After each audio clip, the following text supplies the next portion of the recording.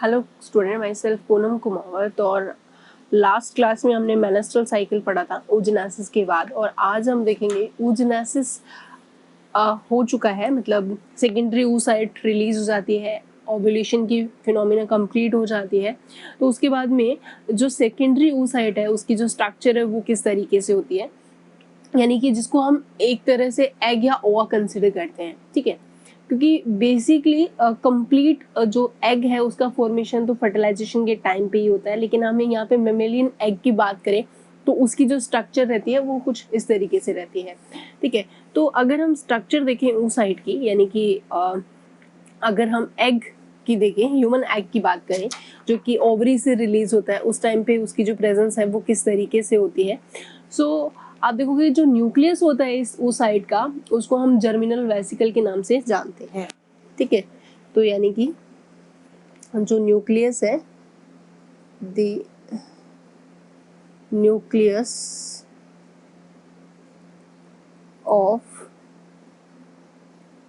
Egg is also called germinal vesicle, ठीक है। और इस न्यूक्लियस के अंदर क्रोमोसोम जो है वो हाफ रहते हैं। अब ये जो oocyte है वो जिन मेम्ब्रेन से सराउंडिंग रहती है उन मेम्ब्रेन को हम एग मेम्ब्रेन के नाम से जानते हैं। यानी कि जो oocyte है, oocyte is surrounding by membranes, ठीक है। और इन मेम्ब्रेन्स को क्या बोलेंगे, termed as egg membrane.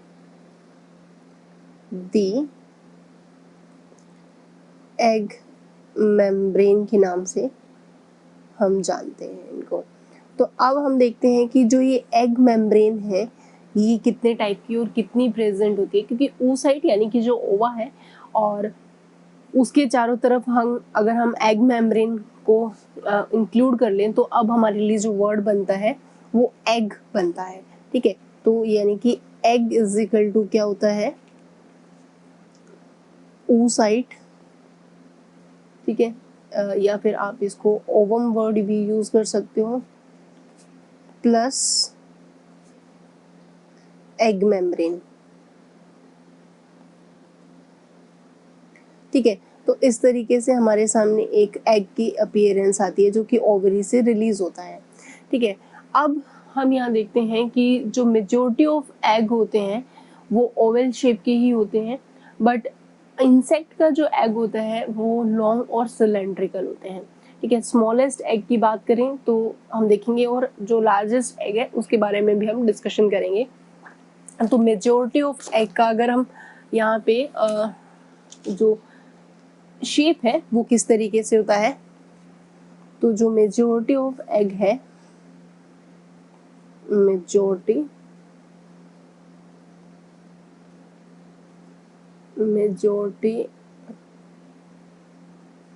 Eggs are oval shape के ही होते हैं, लेकिन जो एग्स हैं ऑफ इंसेक्ट के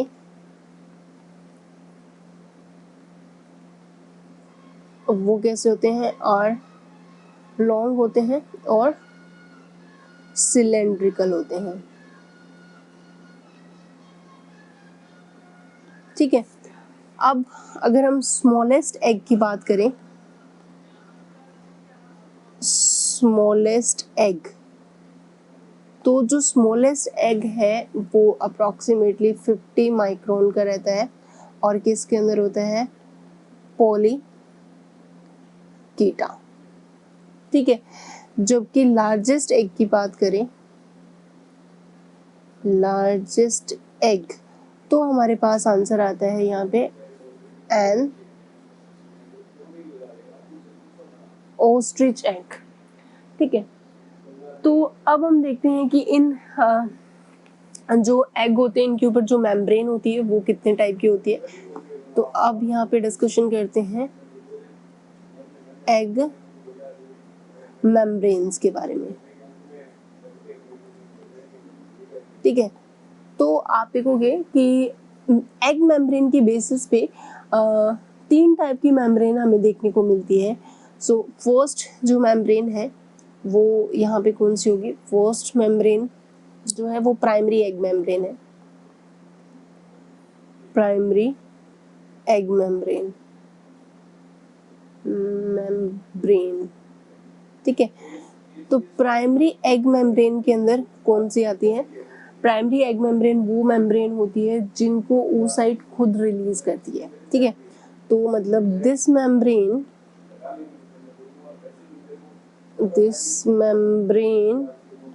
is secreted by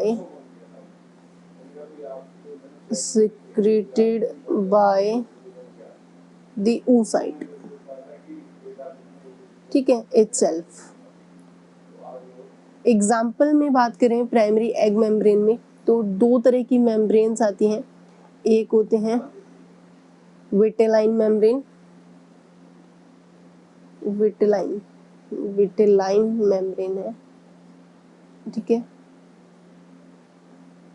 और एक हमारे पास जो मेम्ब्रेन आती है दूसरी वो होते हैं जोना पैलुसिडा। विटेलाइन मेम्ब्रेन बेसिकली एवीज के अंदर देखने को मिलती है, या फिर जो अदर एनिमल्स होते हैं उनके अंदर देखने को मिलती है। मैमल्स की अगर बात करें तो जोना पैलुसिडा यानी कि स्पेसिफिक मैमल्स के अंदर हमें ये जो है प्राइमरी एग मेम्ब्रेन देखने को मिलती है। उसके बाद हम देखते हैं secondary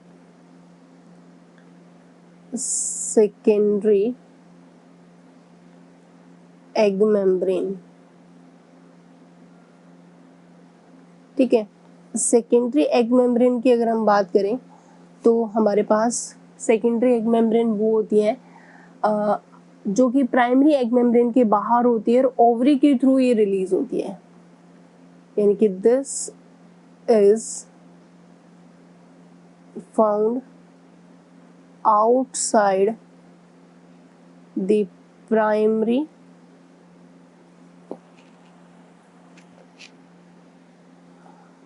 egg membrane and is secreted by the ovary। Ovary के थ्रू ये सिक्रीट की जाती है। अब हम देखें यहाँ पे एग्जाम्पल हमारे पास कौन कौन सी सेकेंडरी एग मेम्ब्रेन होती है, वो हमारे सामने रहती है कोरोना रेडिएटा। एग्जाम्पल की बात करें तो कोरोना रेडिएटा। ठीक है, तो मतलब कोरोना रेडिएटा जो है वो यहाँ पे एज ए सेकेंडरी जो मेम्ब्रेन है वो हमें देखने को मिलती है। ठीक है, इसके अलावा एक और होती है इंसेक्ट्स के अंदर देखने को मिलती है, वो है कोरियन। ठीक है, तो यहाँ पे भी देख लो जो विटेलाइन मेम्ब्रेन होती है ये बेसिकली हमें इंसेक्ट्स के अंदर देखने को मिलती है। ठीक है, इंसेक्ट्स एग हो गए, मोलस्का, इकाइनोडर्मेट्स और कुछ कॉर्डेट्स के अंदर भी देखने को मिलती है। कॉर्डेट्स के जो एग होते हैं इनके अंदर भी हमें विटेलाइन मेम्ब्रेन की प्रेजेंस देखने को मिलती है। ठीक है, अब उसके बाद में और जोना पैलुसिडा है वो बेसिकली मैमल्स जो एग होते हैं उनके अंदर देखने को मिलते हैं, मैमल्स। ठीक है, और कोरियन जो है बेसिकली इंसेक्ट्स के अंदर देखने को मिलती है। ठीक है, अब इसके बाद में कुछ ऐसे भी होते हैं जिनके अंदर टर्सरी मेम्ब्रेन की भी प्रेजेंस देखने को मिलती है। तो अब हम थर्ड मेम्ब्रेन की बात करें और वो है टर्सरी एग मेम्ब्रेन। ठीक है, टर्सरी एग मेम्ब्रेन में कौन आता है अगर हम देखें तो ये जो प्रेजेंट होती है ये भी outside the primary egg membrane ही होती है, लेकिन ये ओवरी के थ्रू नहीं बल्कि ओविडक्ट या यूट्रस के थ्रू रिलीज होती है। ठीक है। सो आप यहाँ देखोगे कि जो ओवरी की प्रेजेंस है यहाँ पे, मतलब एग्स की जो प्रेजेंस है वो लगातार आपको देखने को मिलती है। एक oocyte ने खुद बनाया या फिर इसको ओवरी ने बनाया या यूट्रस और ओविडक्ट ने बनाया। तो टर्सरी जो होती है बेसिकली इसकी प्रेजेंस कहाँ होती है, found outside the primary egg membrane ही होती है ये भी, ठीक है। और कौन सिक्रेट करता है इसको, सिक्रेटेड बाय यूट्रस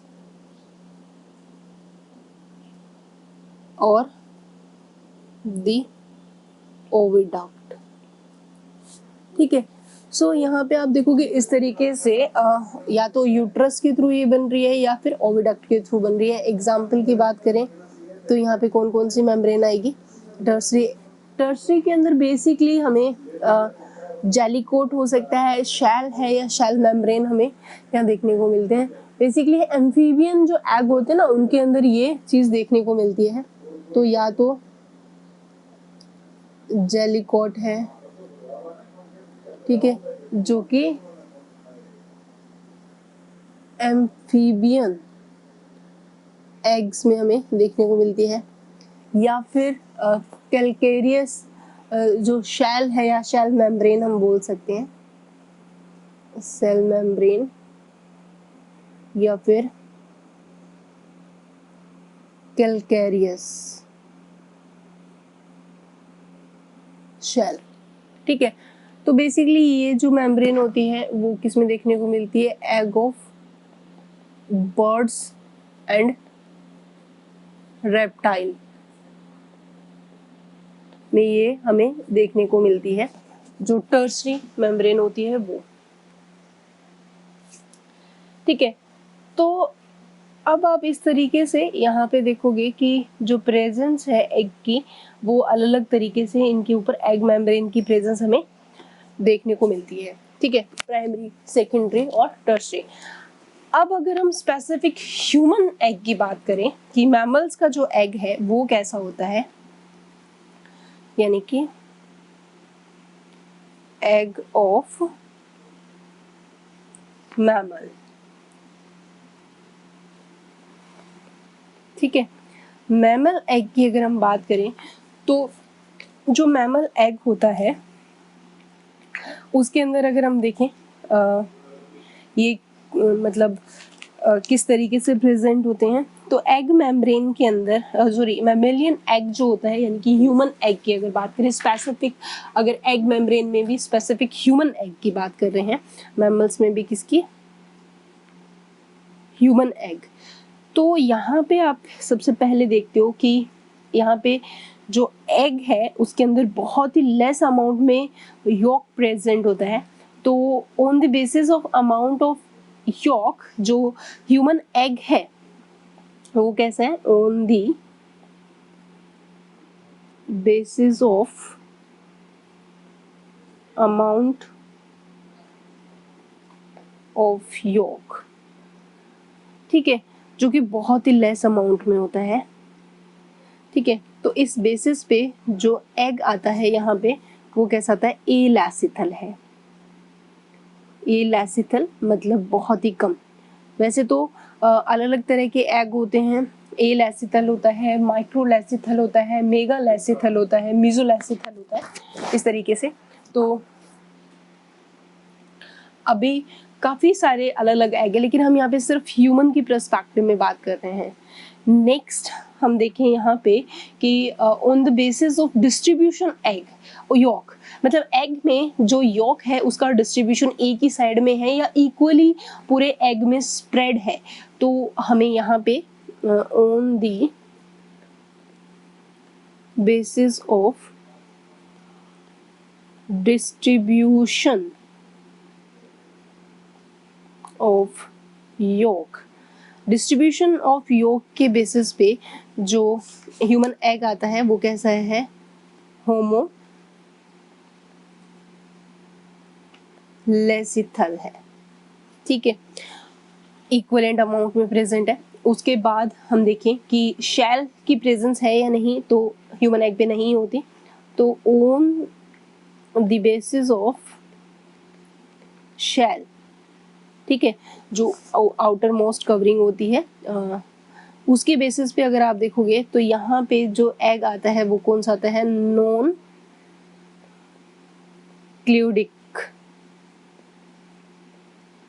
एग है, ठीक है। और सबसे इम्पॉर्टेंट चीज़ कवरिंग, अगर हम बात करें तो यहाँ पे सिर्फ दो ही कवरिंग होती है, प्राइमरी एग मेम्ब्रेन और सेकेंडरी एग मेम्ब्रेन की प्रेजेंस हमें यहाँ पे देखने को मिलती है। सिर्फ दो तरह की ही कवरिंग रहती है। तो फिर हम देखते हैं कवरिंग ऑफ एग, ठीक है। तो कवरिंग यहाँ पे दो तरह की कवरिंग ह्यूमन एग के अंदर देखने को मिलती है। जो फर्स्ट कवरिंग है वो है जोना पेल्यूसिडा,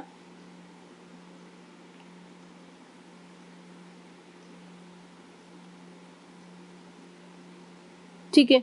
और जो कि किस तरीके से होती है, ये बहुत ही ट्रांसपेरेंट होती है। जोना पेल्यूसिडा जो है वो बेसिकली ट्रांसपेरेंट है,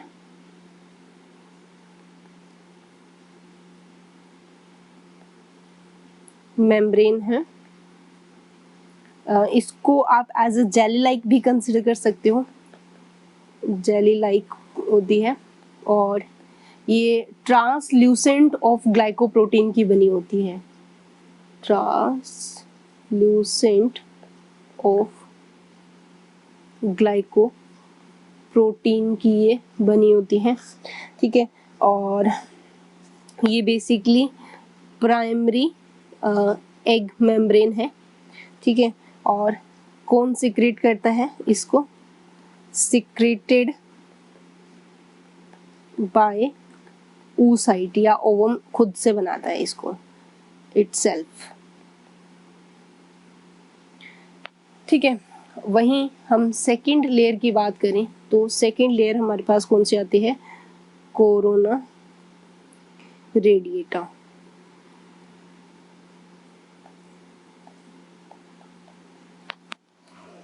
ठीक है। तो कोरोना रेडिएटा की अगर हम बात करें यहाँ पे तो हमें क्या देखने को मिलता है, कोरोना रेडिएटा में ये सेकेंडरी एग मेम्ब्रेन है, कोरोना रेडिएटा जो होती है, ठीक है। और ये फॉलिक्यूलर सेल से मिलके बनी होती है। तो ये क्या है, सेकेंडरी एग मेम्ब्रेन है, ठीक है, पहली चीज। और इसको कौन सिक्रेट करता है, सेकेंडरी है तो सिक्रेटेड बाय, इसको ओवरी खुद से बनाती है, तो इसको कौन सिक्रेट करेगा, सिक्रेटेड बाय ओवरी, ठीक है। और जो कोरोना रेडिएटा लेयर है ये लेयर ऑफ फॉलिक्यूलर सेल्स है, यानी कि this is a layer of follicular cell, this is a layer of follicular cells, ठीक है। और ये जो सेल्स होती हैं वो आपस में किससे अटैच रहती हैं, तो these cells are attached to the surface of egg through एक एसिड है यहाँ पे, हाइलुरोनिक एसिड, हाइलुरोनिक एसिड के थ्रू ये आपस में चिपकी हुई रहती है। और ये जो है वो सेकेंडरी एग मेम्ब्रेन है, ओवरीज को रिलीज करती है। और इस तरीके से हमें दो ही एग मेम्ब्रेन जो है ह्यूमन के ऊपर देखने को मिलती है, ठीक है। तो अब हम देखें कि जो एग है मैमल, टर्शियरी लेयर तो होती ही नहीं है, तो जो मेमेलियन एग आता है उसका अगर साइज देखें, मेमेलियन एग का जो साइज होता है वो अप्रॉक्स 0.1 mm होता है इन साइज, ठीक है। तो और अगर हम देखें यहाँ पे कि जो ये मेम्ब्रेन्स होती हैं, एग मेम्ब्रेन्स का बेसिकली फंक्शन क्या है, तो अगर ये आपसे पूछ लिया जाए function of egg membrane, egg membranes का अगर हम फंक्शन देखें तो किस तरीके से हमें देखने को मिलता है, तो फंक्शन पहली चीज ये प्रोटेक्शन प्रोवाइड करती हैं, प्रोवाइड प्रोटेक्शन। सेकंड, ये चेक करती हैं पॉलीस्पर्मी, यानी कि पॉलीस्पर्मी मतलब एक से ज़्यादा स्पर्म एग के अंदर एंटर ना कर सके, ठीक है। और एक इसके अलावा इसकी जो मेम्ब्रेन होती है वो एक राइट साइड प्रोवाइड करती है फॉर इम्प्लांटेशन के लिए भी, ठीक है। तो provide perfect site for implantation, यानी कि अगर फर्टिलाइजेशन हो गया तब जो है जाइगोट कहीं पे भी नहीं जो इम्प्लांट हो तो उसको एक सही जगह प्रोवाइड करती है। इसके अलावा अगर हम एम्फीबियन एग की बात करें तो एम्फीबियन एग के अंदर ये प्रोवाइड करती है बायोन्सी,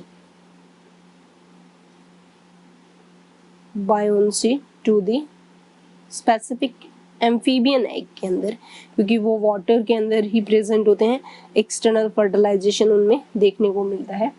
तो इस तरीके के ये डिफरेंट टाइप ऑफ फंक्शंस जो है एग मेम्ब्रेन प्रोवाइड करती है, ठीक है। तो ओवरऑल हमने oogenesis स्पर्मेटोजेनेसिस दोनों कर लिए हैं, एग भी बन गया और स्पर्म का भी फॉर्मेशन हमने देख लिया। तो दोनों जो हमारे पास गैमेट्स आए हैं वो कुछ इस तरीके से हैं।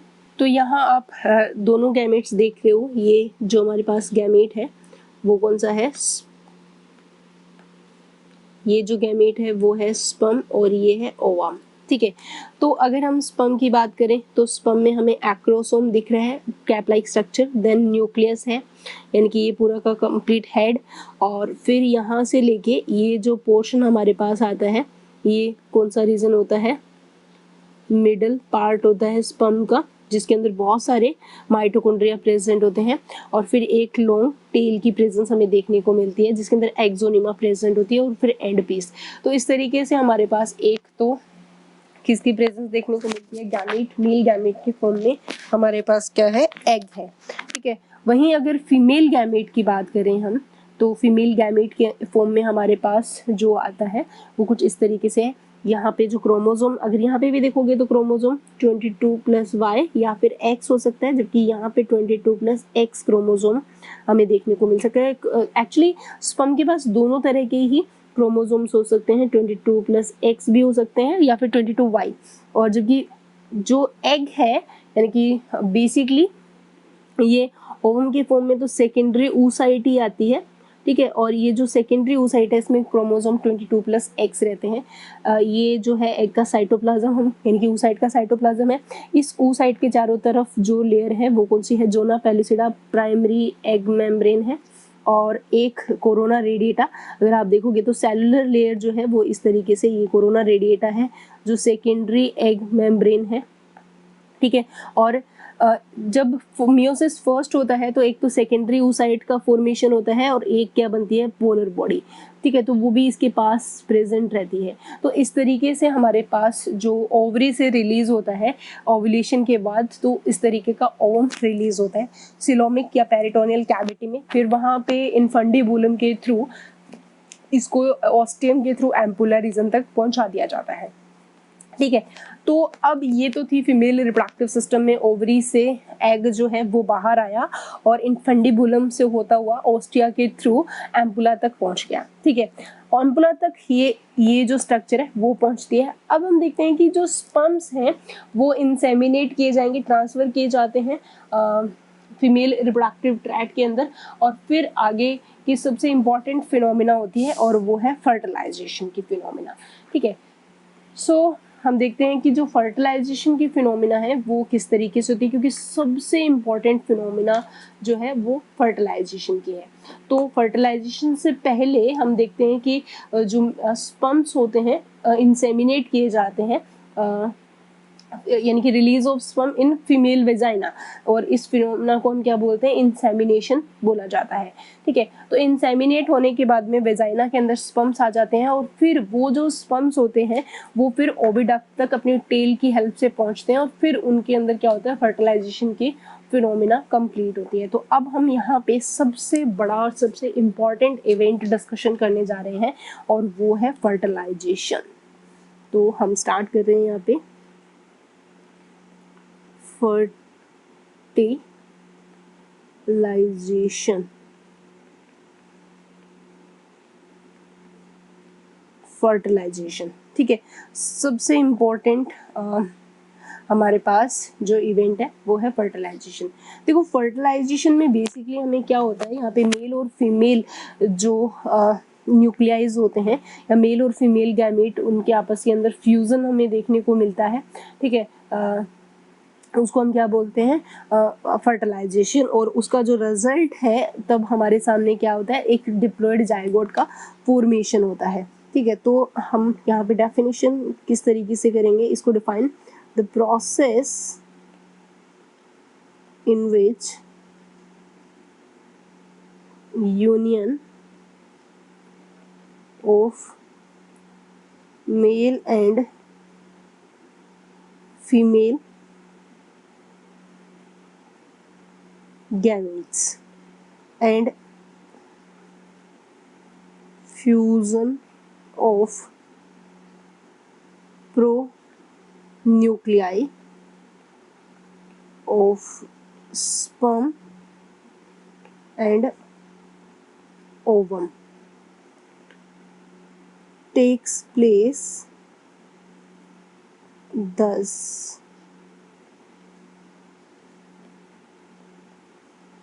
Diploid zygote. ठीक है, तो यहाँ पे डिप्लॉयड जाइगोट फॉर्म होता है, is formed and this phenomena is called fertilization। ठीक है, तो ओवरऑल इसके अंदर सबसे पहले तो हमें क्या देखने को मिलता है, मेल और फीमेल गैमेट आपस में मिलते हैं, फिर उन दोनों के प्रोन्यूक्लियाई मिलते हैं जिससे कि डिप्लॉयड जाइगोट का फॉर्मेशन होता है। ये काफ़ी कॉम्प्लेक्स और एक सीक्वेंस वाइज फिनोमिना है, तो हम बोल सकते हैं कि it is a complex process having a sequence of events। ठीक है, तो गैमेटोजेनेसिस और फर्टिलाइजेशन के बाद में होता है, मतलब पहले गैमेटोजेनेसिस होगा देन फर्टिलाइजेशन होता है। फर्टिलाइजेशन बेसिकली हमें पता है दो टाइप का होता है, कि एक्सटर्नल फर्टिलाइजेशन होता है, एक इंटरनल फर्टिलाइजेशन होता है। तो बेसिकली हम यहाँ जो डिस्कशन करने वाले हैं वो है इंटरनल फर्टिलाइजेशन। ठीक है, क्योंकि internal fertilization basically reptile, birds, arthropoda, mammals जो है उनके अंदर हमें देखने को मिलता है। तो हम ह्यूमन की बात कर रहे हैं तो मैमल्स के अंदर बेसिकली जो फर्टिलाइजेशन हमें देखने को मिलेगा वो कौन सा होगा, इंटरनल ही होगा। ठीक है, अब इंटरनल फर्टिलाइजेशन के लिए एक और टर्म यूज़ की जाती है, सिनगेमी, यानी कि जो फर्टिलाइजेशन के लिए हम वर्ड यूज़ करते हैं सिनगेमी। तो सिनगेमी में बेसिकली फ्यूज़न होता है मेल और फीमेल गैमेट का, और वो भी कुछ पर्टिकुलर स्टेप्स यहाँ पे हमें देखने को मिलता है। तो सिनगेमी के अंदर हम क्या करते हैं, fusion of male and female gametes, ठीक है। और सिनगैमी के अंदर ही क्या क्या चीजें आती है, सिनगैमी के अंदर हमें पहले देखने को मिलता है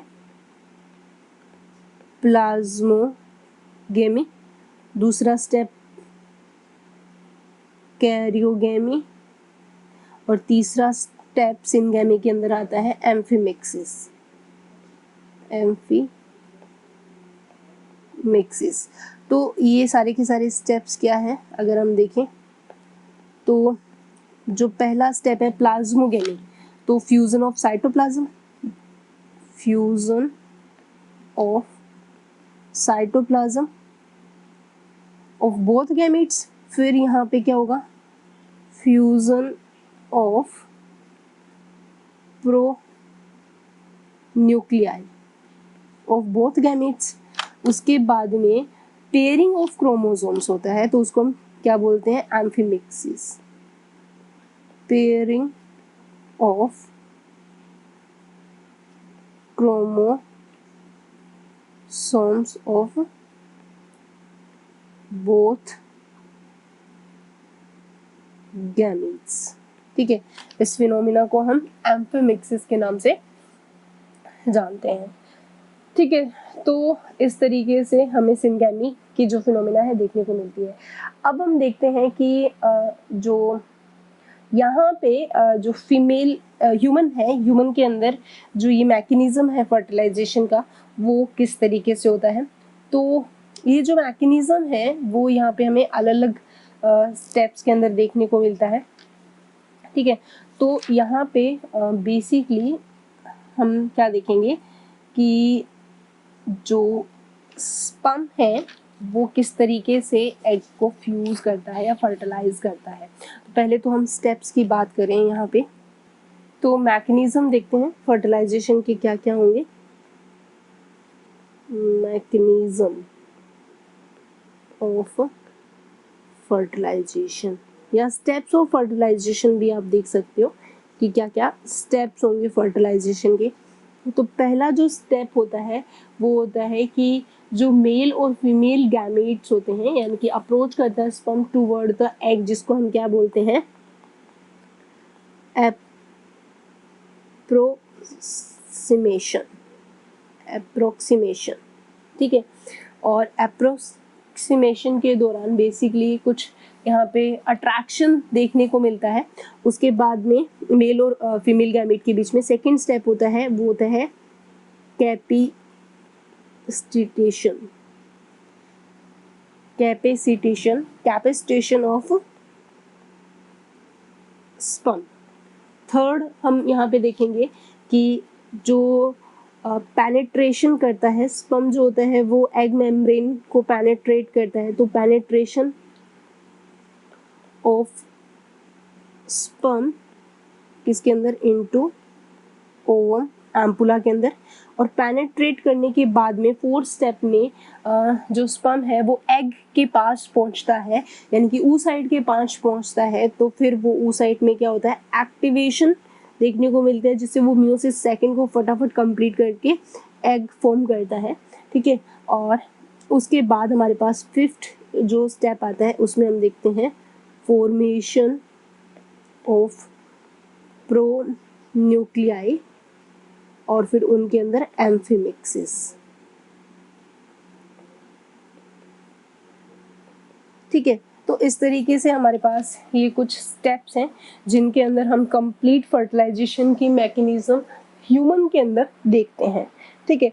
तो ओवरऑल अगर हम देखें यहाँ पे एनसीईआरटी के डायग्राम में आपका यहाँ पे जो फर्स्ट है, यहाँ पे पेनेट्रेशन का जो दिखा रखा है, उससे पहले हम देखते हैं कि किस तरीके से अप्रोच करता है, अप्रोचिएशन की जो फिनोमिना है वो किस तरीके से कंप्लीट होती है। तो फर्स्ट स्टेप्स हम यहाँ पे डिस्कशन करते हैं, वो कौन सी है, अप्रोक्सीमेशन, अप्रोक्सीमेशन, ठीक है, अप्रोक्सीमेशन ऑफ गैमेट्स, ठीक है।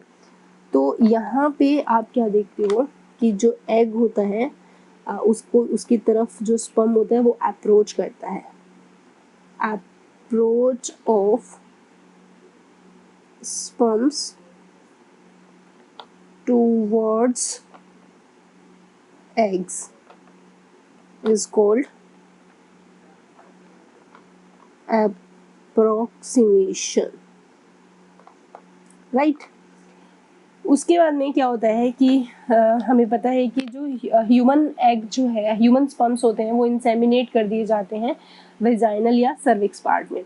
उसके बाद में यूट्रस, फिर फैलोपियन ट्यूब तक वो स्विम करके पहुंचते हैं, और स्पर्म जो है वो सारे के सारे फैलोपियन ट्यूब में नहीं पहुंचते, कुछ ही स्पर्म्स होते हैं जो पहुंचते हैं।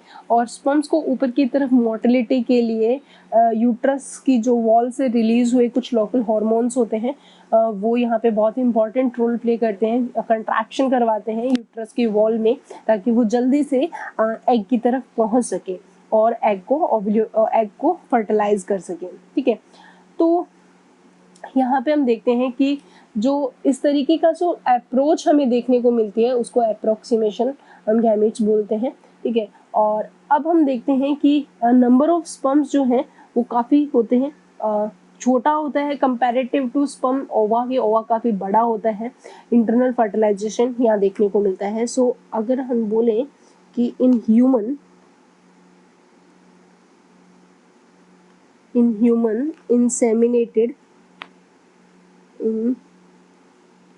inseminated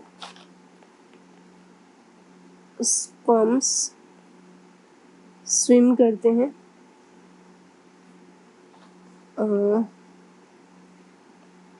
randomly towards cervix, क्योंकि वेजाइना में वो रिलीज होते हैं, उसके बाद में वो कहाँ जाएंगे, यूट्रस, और उसके बाद में फिर वो कहाँ जाते हैं, finally enter into fallopian tube, क्योंकि वहाँ एम्पुला के अंदर जो है ओवम प्रेजेंट होता है, ठीक है। अब स्पर्म्स जो है फैलोपियन ट्यूब तक पहुंचते हैं अपनी मोटिलिटी के थ्रू, बट यहाँ पे कुछ हार्मोन्स होते हैं वो प्रमोट करते हैं इसके मूवमेंट को by contraction of uterus. That is also important statement कि जो स्पर्म्स हैं reach fallopian tube by their own motility, ठीक है। बट कुछ हार्मोन जैसे कि ऑक्सीटॉक्सिन और बहुत ही कम अमाउंट में होता है, और प्रोस्टाग्लैंडिन जो कि एक लोकल हार्मोन है, यूट्रस की वॉल्स के थ्रू रिलीज होता है, ऑल्सो प्रोमोट, मेनली तो प्रोस्टाग्लैंडिन ही होता है, देयर मूवमेंट, ठीक है। कैसे, movement by contracting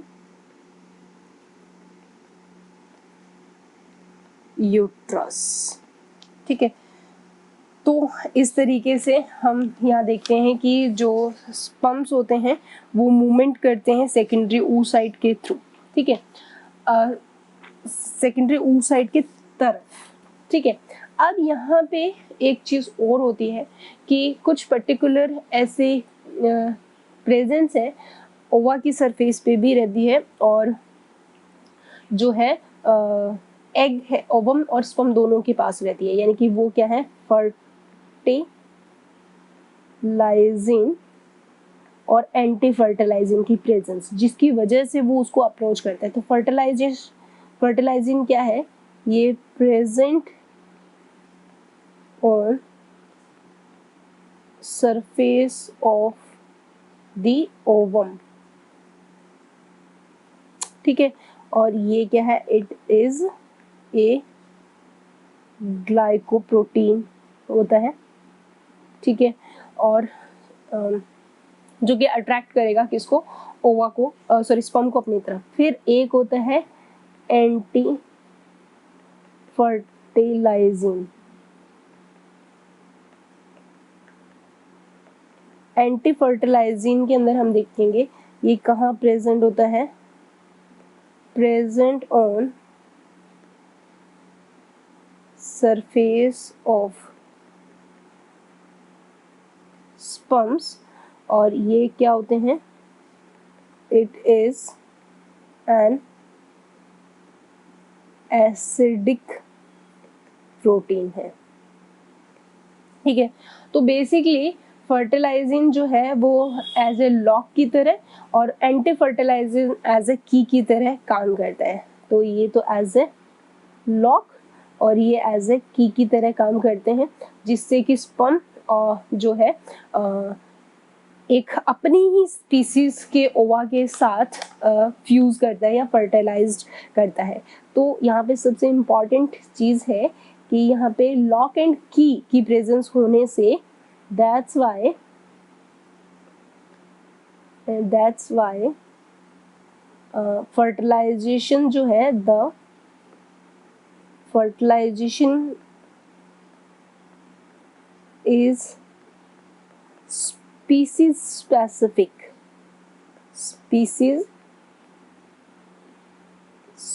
specific phenomena है, स्पीसीज स्पेसिफिक, क्योंकि यहाँ पे लॉक एंड की हर एक अपनी स्पीसीज का फर्टिलाइजिंग और एंटी फर्टिलाइजिंग क्या होते हैं, अलग होते हैं। तो बेसिकली यहाँ पे जो स्पर्म है वो जो एग या ओवम की सरफेस से जुड़ जाता है, अडेशन हो जाता है।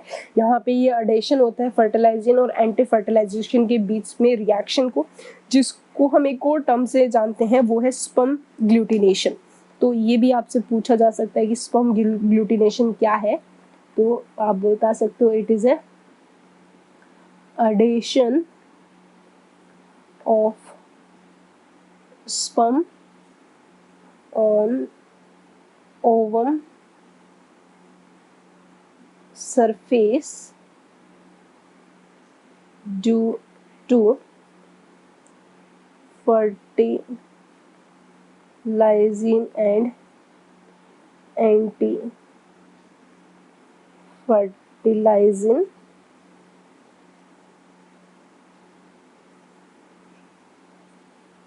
reaction is called sperm glutination. Sperm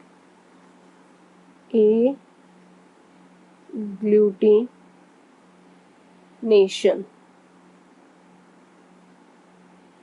ठीक है, अब उसके बाद हम सेकेंड स्टेप देखते हैं फर्टिलाइजेशन का, और वो था capacitation of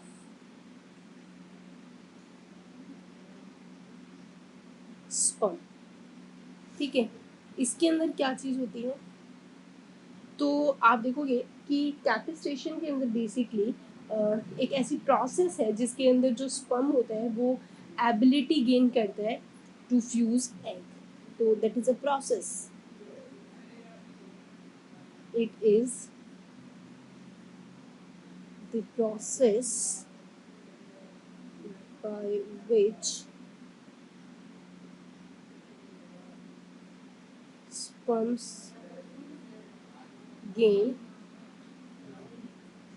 ability to fuse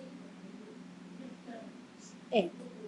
ठीक है, ह्यूमन के अंदर जो कैपेसिटेशन ऑफ स्पर्म है वो फीमेल रिप्रोडक्टिव ट्रैक्ट के अंदर यानी कि वेजाइना में ही होता है, और फंक्शनली मैचुरेशन जो है वो बेसिकली एपिडिडाइमस के अंदर देखने को मिलती है। ठीक है, लेकिन जो लोअर एनिमल्स होते हैं उनके अंदर ये जो फिनोमिना है वो एपिडिडाइमस में ही हो जाती है।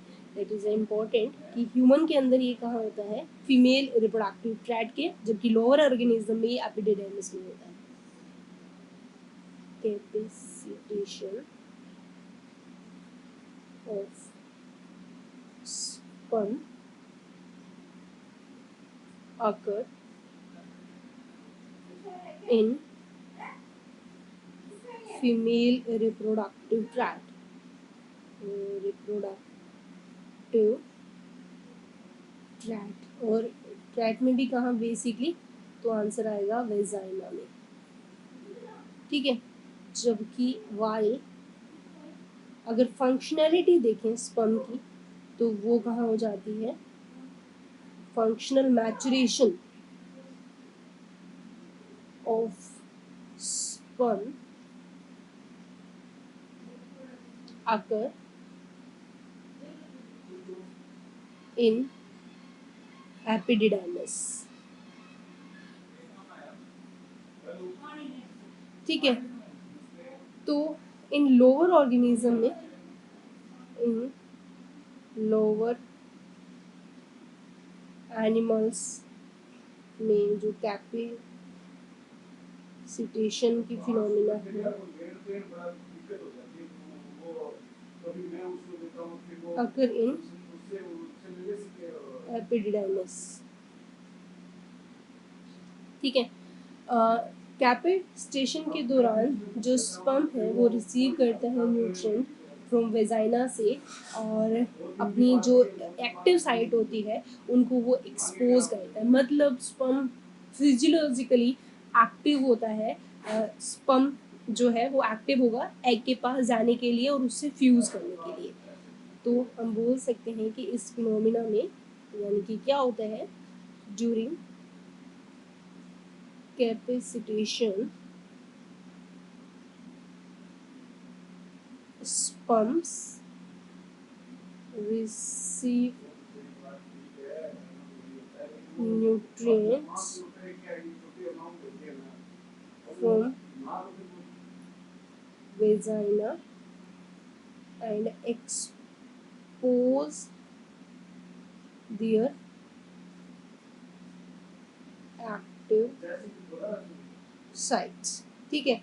और during capacitation in number of sperm जो होते हैं वो काफ़ी सारे इनगल्फ कर लिए जाते हैं by vagina, that is a very important, क्योंकि बहुत सारे sperm, millions of sperms vagina के अंदर आते हैं, उनमें से कुछ स्पर्म वेजाइना के थ्रू, कुछ यूट्रस के थ्रू इनगल्फ करके उनका नंबर क्या हो जाता है, कम हो जाता है।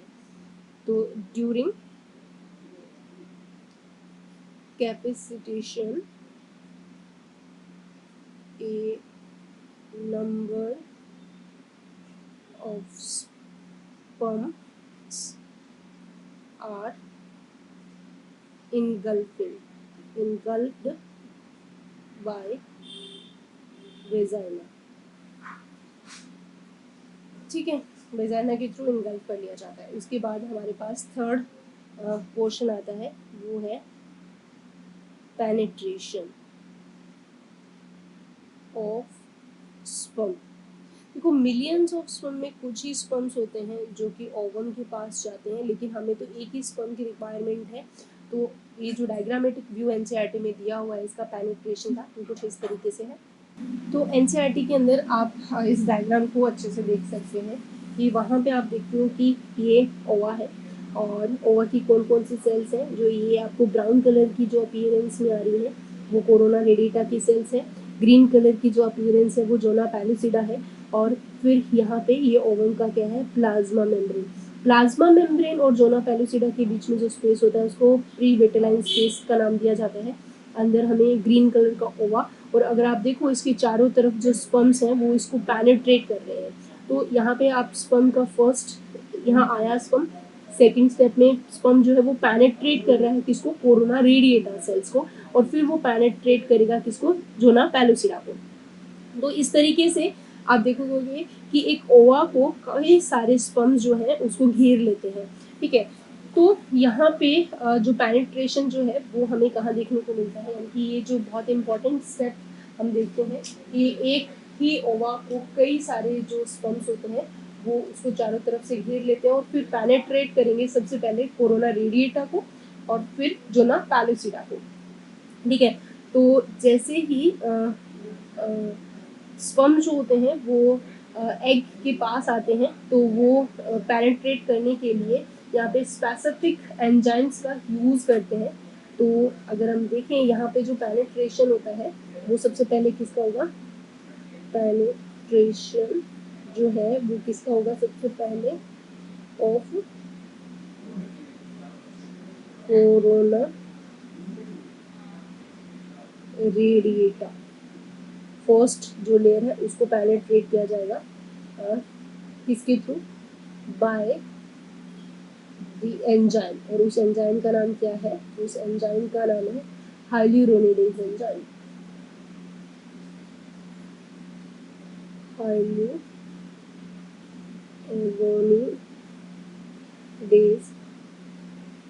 एंजाइम। ठीक है, तो इसका मतलब जब स्पर्म ओवा के पास आता है तो उसके एक्रोसोमल जो रीजन है वहां से कुछ स्पर्म लाइसिन एंजाइम्स निकलते हैं। ठीक है, तो ये हाइल्यूरोनिडेज एंजाइम बेसिकली एक एंजाइम है जो किसका एंजाइम है, बेसिकली ये एक स्पर्म लाइसिन एंजाइम है, और ये डिसॉल्व करेगा, ये क्या करता है, डिसॉल्व एग मेम्ब्रेन। ठीक है, और स्पेशली अगर आप देखोगे यहाँ पे कि जो ये एंजाइम्स होते हैं इनमें अलग अलग तरह के एंजाइम्स होते हैं, तो ये कौन सी एग मेम्ब्रेन को डिसॉल्व कर रहे हैं, कोरोना रेडिएटा को, और ये जो स्पर्म लाइसिन एंजाइम है वो एक्रोसोम के अंदर प्रेजेंट होते हैं। तो यहाँ पे आप देखोगे कि एक्रोसोमल जो एंजाइम्स है वो हाइल्यूरोनिडेज एंजाइम सेपरेट करेंगे follicular cell of corona radiata को, जिससे फिर वो एक तरफ शिफ्ट हो जाएंगे, और फिर हमारे सामने जो लेयर आती है सेकंड, वो कौन सी होती है, जोना पैलुसिडा। ठीक है, तो अब जो जोना पैलुसिडा लेयर है वहाँ पे आपको क्या प्रेजेंस देखने को मिलती है, तो जो जोना पैलुसिडा लेयर है उसके ऊपर स्पेसिफिक रिसेप्टर्स प्रेजेंट रहते हैं, और जोना पैलुसिडा जो है एक ग्लाइकोप्रोटीन लेयर रहती है उस साइड के चारों तरफ, और स्पर्म जो है वो उस रिसेप्टर से आके बाइंड होते हैं। ठीक है, तो अगर हम देखें ये जो प्रेजेंस है वो कुछ इस तरीके से देखने को मिलेगी, ये जोना पैलुसिडा लेयर है। ठीक है, जो कि एक ग्लाइकोप्रोटीन की बनी हुई लेयर है। सबसे पहले तो जो स्पर्म से ये हम अब देखते हैं कि ये जो सेल्स थी वो कौन सी सेल्स है, ये कोरोना रेडिएटा की सेल्स थी, ये हमने कोरोना रेडिएटा सेल्स बना दी। तो कोरोना रेडिएटा सेल्स को तो जो हाइल्यूरोनिडेज एंजाइम है उन्होंने क्या कर दिया, अलग कर दिया। ठीक है, ये जो हमारे पास जो सेल्स है वो कौन सी है, कोरोना रेडिएटा सेल्स। ठीक है, तो अब आप इन जो ये जो ना पैलोसिडा लेयर है इसके ऊपर इस तरीके से क्या प्रेजेंट होते हैं, रिसेप्टर्स प्रेजेंट रहते हैं, इस तरीके से ये रिसेप्टर्स प्रेजेंट है यहाँ पे। ठीक है, और ये जो है ग्लाइकोप्रोटीन के बने होते हैं, ये ZP3 रिसेप्टर्स है।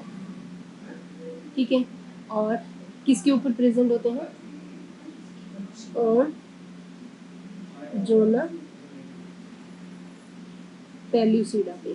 ठीक है, और जोना पैल्यूसिडा आपको पता है किसकी लेयर है, ग्लाइकोप्रोटीन लेयर है, ग्लाइकोप्रोटीन लेयर है। अब आप यहाँ पे स्पर्म की प्रेजेंस देखोगे तो स्पर्म का जो एक्रोसोमल रीजन है उस एक्रोसोमल रीजन से कुछ एक्रोसिन एंजाइम्स निकलते हैं इस तरीके से। अगर आप देखोगे यहाँ पे ये इसका हेड रीजन, और ये इसके अंदर इस तरीके से ये जो स्पर्म्स हैं उनकी प्रेजेंस हमें देखने को मिलती है। ये माइटोकॉन्ड्रियल मिडिल पार्ट हो गया, ये न्यूक्लियस स्पर्म का, इसने पहले पेनिट्रेट किया किसको, कोरोना रेडिएटा को। ये जो स्ट्रक्चर है हम किसकी दिखा रहे हैं, स्पर्म। तो स्पर्म का जो हेड है वहाँ से ये क्या निकलते हैं, ये जो है वो जोना लाइसिन एंजाइम है, और स्पर्म का हेड जो है वो ZP3 के साथ क्या करता है, अडरेशन करते हैं। तो आप यहाँ पे देखोगे किसके बीच में अडरेशन देखने को मिलता है,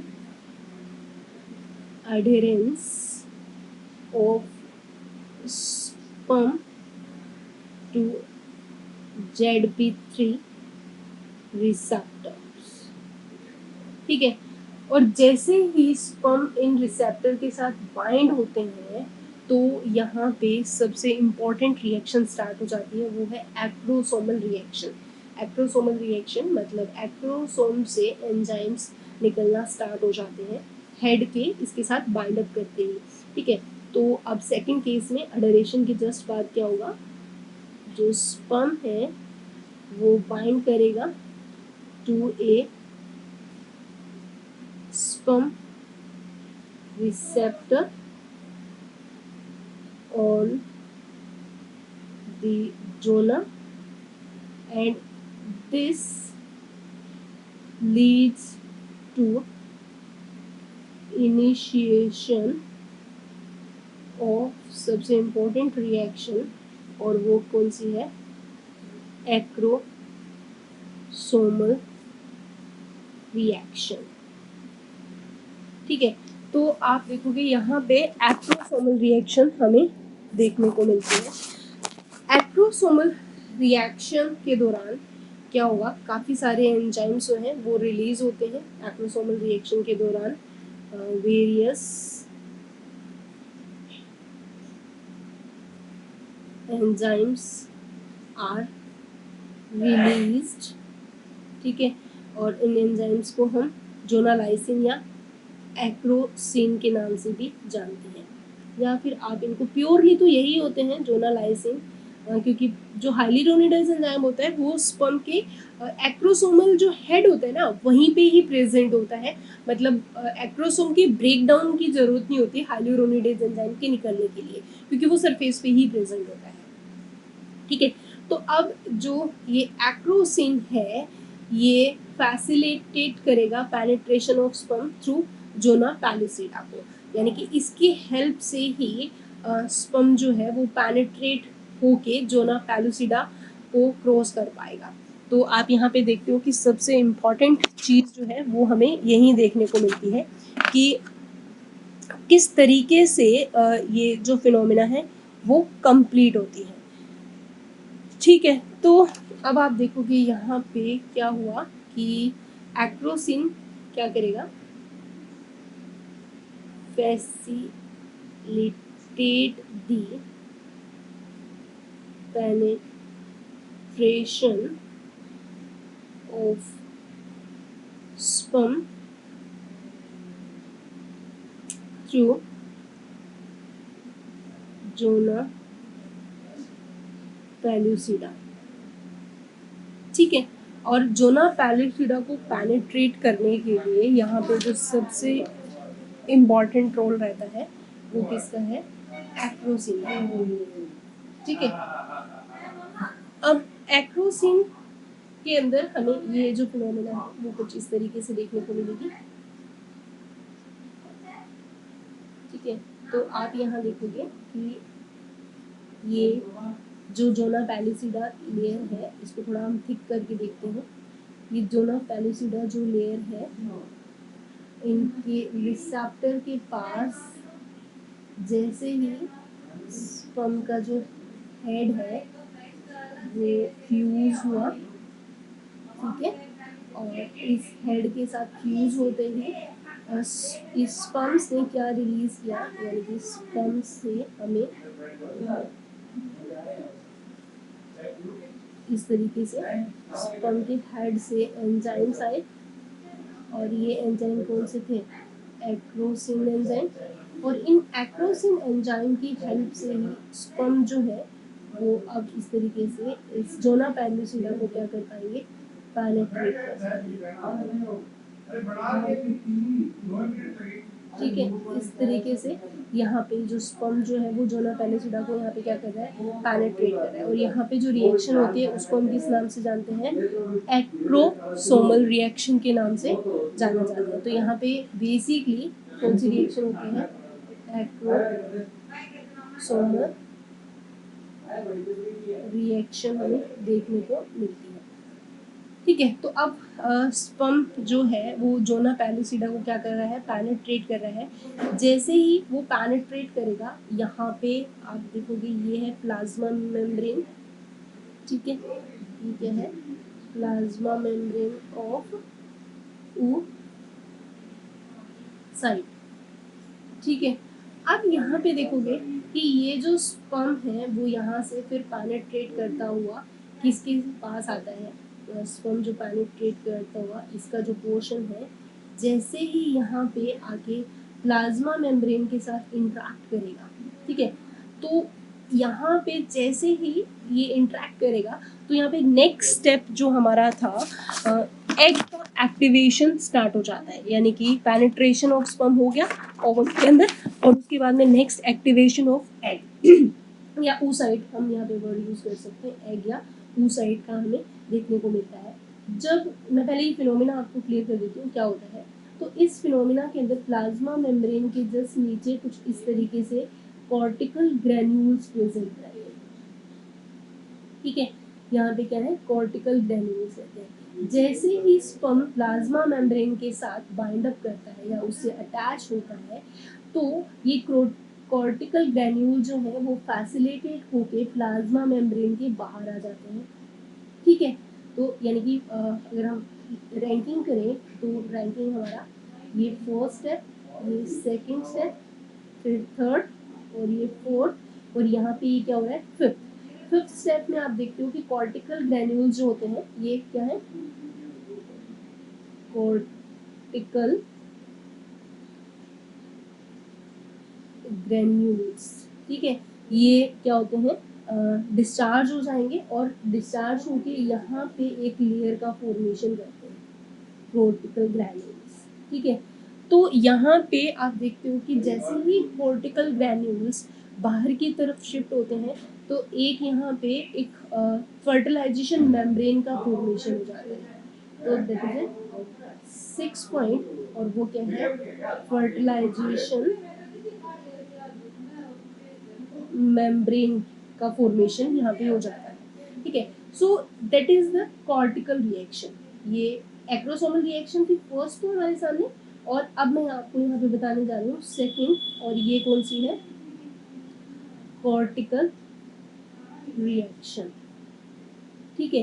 तो जो पेनेट्रेशन होता है तो दो तरह की रिएक्शन हमें देखने को मिलती है, एक एक्रोसोमल और एक कॉर्टिकल रिएक्शन। एक्रोसोमल रिएक्शन के अंदर तो एक्रोसिन जोना पैलुसिडा को पेनेट्रेट करने में हेल्प करता है, और जैसे ही वो प्लाज्मा मेम्ब्रेन के कांटेक्ट में आता है तो दो चीज़ें होगी, एक तो जो एग होता है वो एक्टिवेट हो जाएगा और कॉर्टिकल रिएक्शन हमें यहाँ पे देखने को मिलती है। तो कॉर्टिकल रिएक्शन और जो एग का एक्टिवेशन है वो दोनों एक साथ ही रहता है, क्योंकि जब एग एक्टिवेट होगा तो मियोसिस सेकंड वो अपना कंप्लीट कर देगा, और वहाँ पे सेकंड पोलर बॉडी और एक एग का फॉर्मेशन हमें देखने को मिलता है, ठीक है। और यहाँ पे एक स्ट्रक्चरल चेंजेस भी हमें देखने को मिलता है जोना पैलिसिडा के थ्रू ही, वो होता है कॉर्टिकल रिएक्शन, ठीक है। तो कॉर्टिकल रिएक्शन के अंदर हम क्या देखते हैं, कॉर्टिकल रिएक्शन बेसिकली क्या है, एक स्ट्रक्चरल चेंजेस हैं किसके अंदर, इन जोना पैलुसिडा, क्योंकि जोना पैलुसिडा के बाद ही ये रिएक्शन होता है थ्रू कॉर्टिकल रिएक्शन, ठीक है। अब इस रिएक्शन के दौरान डिस्चार्ज हो जाएंगे ऑफ कॉर्टिकल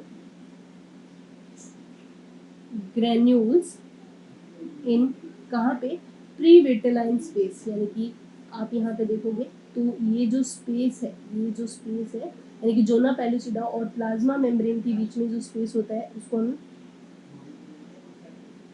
पेरी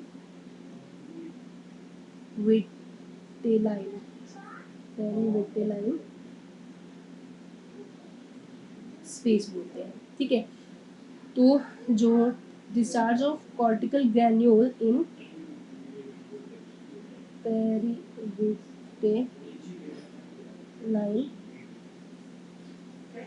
स्पेस और क्या बनाता है, फॉर्म्स सबसे इम्पोर्टेंट लेयर, और वो क्या है, फर्टिलाइजेशन, फर्टिलाइजेशन मेम्ब्रेन। यहाँ पे सबसे इम्पोर्टेंट रोल रहेगा फर्टिलाइजेशन मेम्ब्रेन का।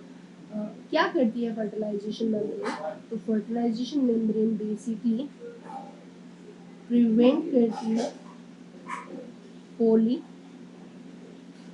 स्पर्म, बहुत सारे स्पर्म्स को एग के अंदर जाने से रोकती है, ठीक है, that is a very important. तो जो पेनिट्रेशन होता है, तो एक तो एक्रोसोमल रिएक्शन और कॉर्टिकल रिएक्शन हमें यहाँ पे देखने को मिलती है। उसके बाद हम यहाँ पे नेक्स्ट जो हमारे पास स्टेप है वो देखें, तो वो कौन सा था, fourth, activation of egg, activation of egg. तो एक्टिवेशन की अगर हम बात करें तो यहाँ पे क्या होता है कि एक्टिवेशन के टाइम पे जो स्पर्म जैसे ही प्लाज्मा मेम्ब्रेन के कांटेक्ट में आता है, तो यहाँ पे कुछ चेंजेस होते हैं जिससे कि जो लेवल है यहाँ पे प्लाज्मा मेम्ब्रेन जो है वो कैल्शियम के लिए मोर परमेबल हो जाती है, और जैसे कैल्शियम यहाँ पे इंक्रीज होगा या फिर मतलब कुछ चेंजेस होते हैं, जैसे ही उनको चेंजेस को लोगों को इतने डिटेल में करने की ज़रूरत नहीं है, आप जस्ट इतना समझ लीजिए यहाँ पे जैसे ही एग एक्टिवेट होता है, यानी कि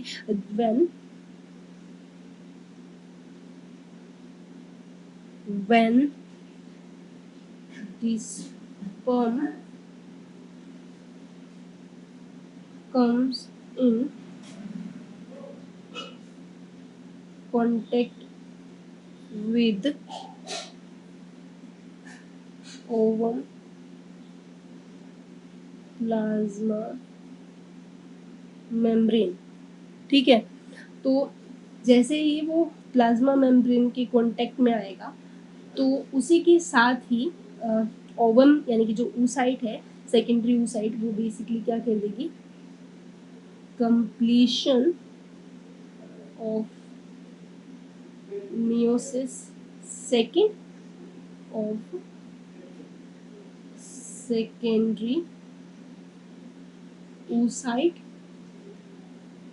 during phagocytosis to form ovum and stimulate करेगी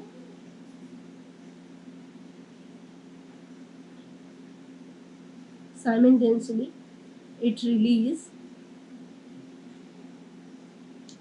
second polar body, ठीक है। तो ओवरऑल आप देखोगे कि यहाँ पे अब क्या है, प्लाज्मा मेम्ब्रेन की और जो एग का और जो जैसे ही स्पर्म का प्लाज्मा मेम्ब्रेन एक दूसरे के साथ फ्यूजन में होता है, उसके जस्ट साथ ही ये सारी चेंजेस हमें देखने को मिलते हैं।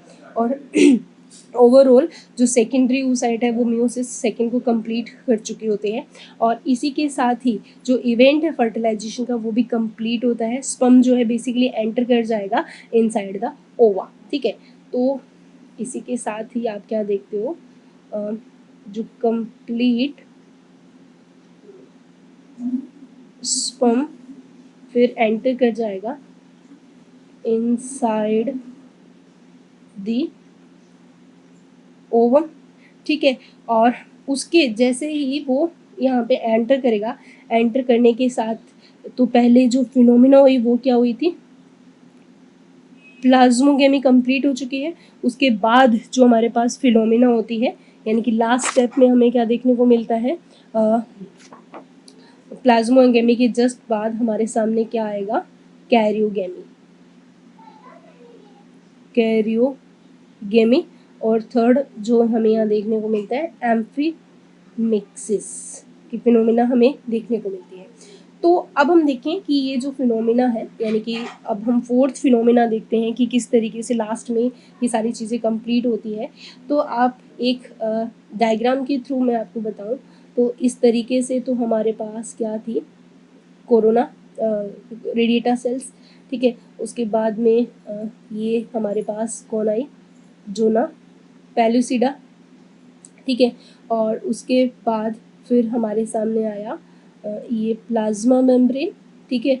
और अब हमें अगर स्पर्म की एंट्री देखें तो स्पर्म जो है वो बेसिकली यहाँ पे पहुँच चुका है, इस तरीके से स्पर्म बेसिकली एंट्री कर चुका है यहाँ। तो क्या इस तरीके से आप देखोगे यहाँ पे स्पर्म की जो है हमने एंट्री दिखा दी है। तो आप बाकी की स्ट्रक्चर ऑब्जर्व करो तो एक कीप लाइक स्ट्रक्चर हमें यहाँ पे देखने को मिलती है इस तरीके से, ठीक है। इसको हम क्या बोलते हैं, फर्टिलाइजेशन या फिर एक एक आप यहाँ पे अगर ध्यान से देखोगे तो जब एंटर करता है तो बेसिकली एक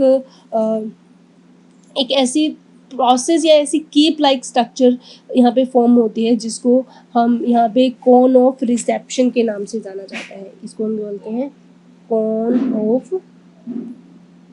रिसेप्शन, ठीक है, यानी कि एक कोन बनती है। और ये क्या है, प्लाज्मा मेम्ब्रेन। तो अब यहाँ पे देखोगे न्यूक्लियस का ये क्या है, स्पर्म के थ्रू क्या चीज़ आती है, एक तो न्यूक्लियस आते हैं और बहुत सारे क्या आएंगे, माइटोकॉन्ड्रिया बाहर आएंगे, ठीक है, और इसके अलावा सेंट्रियोल जो है वो बाहर आता है। ये तो क्या है, सेंट्रियोल है, और ये माइटोकॉन्ड्रिया है, और ये बेसिकली क्या है, न्यूक्लियस है, ठीक है। अब ये न्यूक्लियस और जो है यहाँ से साइटोप्लाज्म को लेके अपने साइज को थोड़ा इंक्रीज कर लेता है, और इस न्यूक्लियस को हम क्या बोलते हैं, प्रो न्यूक्ली, ठीक है। तो इसको हम किस नाम से जानते हैं यहाँ पे, mail pro nuclei, mail pro nuclei. और इधर यहाँ पे ये जो है वो फीमेल का प्रो न्यूक्ली है, और ये क्या है, फीमेल प्रो न्यूक्ली। अब क्या होता है, जो यहाँ पे बेसिकली हमारा 5th स्टेप कंप्लीट हो चुका है, और वो क्या था, फॉर्मेशन ऑफ प्रो न्यूक्ली, ठीक है। और उसके बाद हम यहाँ पे क्या देखेंगे, एम्फीमिक्सिस,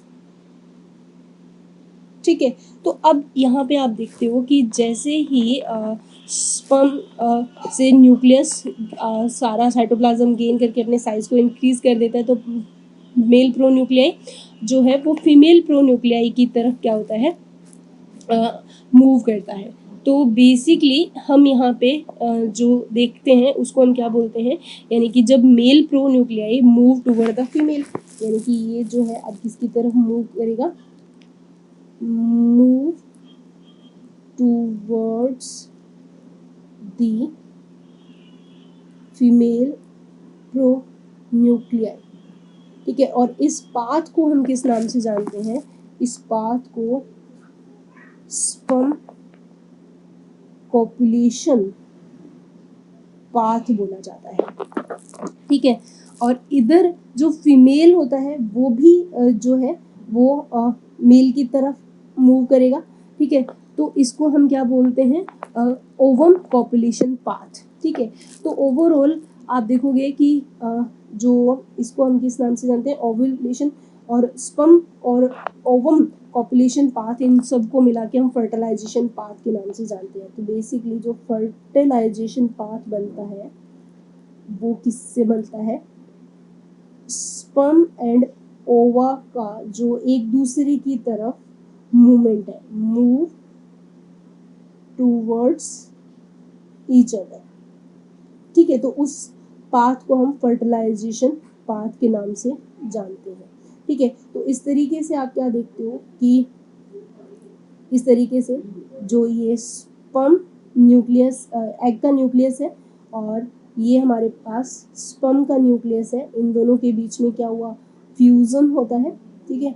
यहाँ पे इन दोनों के बीच में फ्यूजन है, तो इस फिनोमिना को हम क्या बोलेंगे, कैरियोगेमी।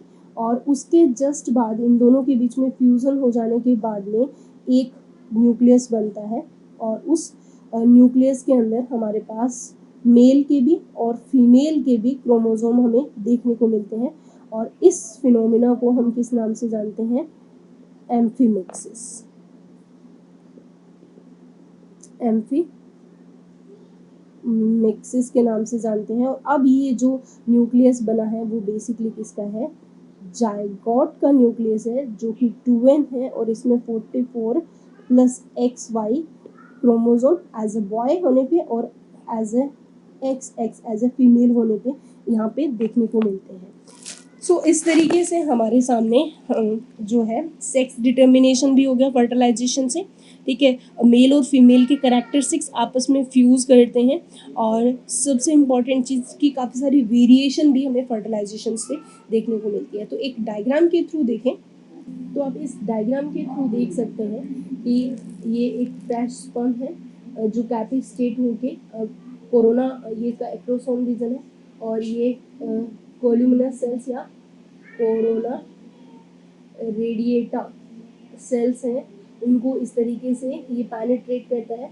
फिर ये जोना पैलूसिडा के पास यहाँ पे जो होता है वो एक्रोसोमल रिएक्शन, ठीक है, ये oocyte है, और फिर उसके बाद में जो स्पर्म है वो रिएक्ट करता है प्लाज्मा मेम्ब्रेन और फिर अंदर की तरफ एंट्री करता है। तो इस तरीके का एक डायग्रामेटिक व्यू हमें स्पर्म का एंट्री करते हुए देखने को मिलता है, ठीक है। इसके अलावा एक और डायग्राम के थ्रू इस फिनोमेना को समझें। तो यहाँ पे हम फर्टिलाइजेशन के इवेंट्स के बारे में डिस्कशन करें तो ये फॉलिकल रेडिएटेड सेल्स हैं, ठीक है। ये स्पर्म जो है वो इन रेडिएटेड सेल्स को पेनिट्रेट करते हुए एंटर करता है। फिर यहाँ पे एक्रोसोमल रिलीज होते हैं जोना पैलूसिडा को पेनिट्रेट करने के लिए। ये जो है जोना पैलूसिडा लेयर है, ये एक्रोसोम एंजाइम है। जोना पैलूसिडा को पेनिट्रेट करने के बाद में फिर यहाँ पे ये एंट्री करता है, और जो स्पर्म है उसका जो न्यूक्लियस और एग का न्यूक्लियस फिर इस तरीके से एक दूसरे की तरफ मूव करते हैं, और फिर ये आपस में कैरियोगेमी और फिर ऐसे जाइगोट का न्यूक्लियस का फॉर्मेशन हमें देखने को मिलता है। इस बीच में यहाँ पे एक जो प्लाज्मा मेम्ब्रेन है, यहाँ पे कॉर्टिकल ग्रैन्यूल्स की भी प्रेजेंस रहती है, ठीक है। जैसे ही यहाँ पे स्पर्म एंटर कर गया तो ये जो ग्रैन्यूल्स है वो पेनिट्रेट होके अब क्या हो जाएंगे, बाहर आके यहाँ पे एक फर्टिलाइजेशन मेम्ब्रेन का फॉर्मेशन कर लेते हैं। तो इस तरीके से ये यहाँ पे क्या बन रही है, फर्टिलाइजेशन मेम्ब्रेन, ठीक है। और ये जो फर्टिलाइजेशन मेम्ब्रेन है ये पॉलीस्पर्मी से प्रिवेंट करती है, प्रिवेंट्स पॉलीस्पर्म, ठीक है। तो इस तरीके से हमने कंप्लीट इवेंट देखा फर्टिलाइजेशन का। नेक्स्ट क्लास में हम देखेंगे कि आफ्टर फर्टिलाइजेशन इन पोस्ट फर्टिलाइजेशन चेंजेस कौन कौन से हैं। तब तक के लिए stay happy, keep studying, thank you.